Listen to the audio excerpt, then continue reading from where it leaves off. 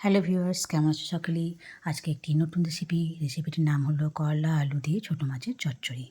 তার জন্য লাগছে আমার দুটো ছোটো ছোটো করলা, ছোটো ছোটো কাটা, কুচি করে কাটা আলু এবং কুচি করে কাটা পেঁয়াজ। আমি সবগুলো সমান মাত্রায় নিয়েছি।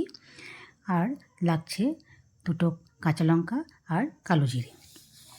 তার সঙ্গে লাগছে একটু সর্ষে এবং পোস্ত বাটা। এর মধ্যে আমি একটু লঙ্কাও দিয়েছি, একটু ঝাল ঝাল হলে পরে খেতে ভালো লাগে, এবং মাছ ভাজা।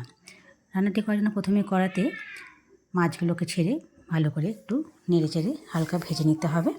মাছগুলো ভাজা ভাজা হয়ে গেলে পরে তারপর ওই তেলের মধ্যেই কাঁচা লঙ্কা ফোড়ন দিয়ে এবং কালো জিরে ফোড়ন দেওয়ার পরে সেই কুচি করে কেটে রাখা পেঁয়াজগুলো দিয়ে দিতে হবে।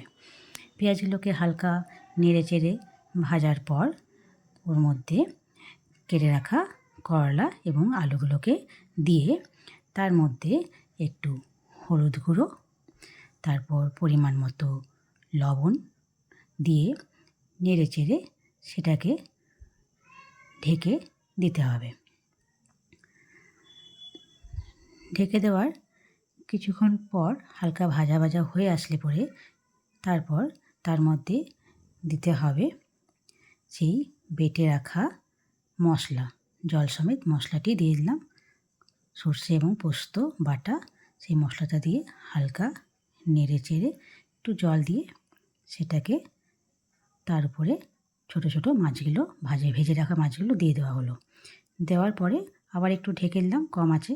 ঢেকে দেওয়ার পর আপনি যদি একটু মিষ্টি মিষ্টি খেতে চান তাহলে একটু চিনি দিতে পারেন বা অ্যাভয়েডও করতে পারেন। তারপর সেই রান্নাটা তৈরি হয়ে যায়। নেড়ে চেড়ে নামিয়ে নিলেন, তৈরি হয়ে গেল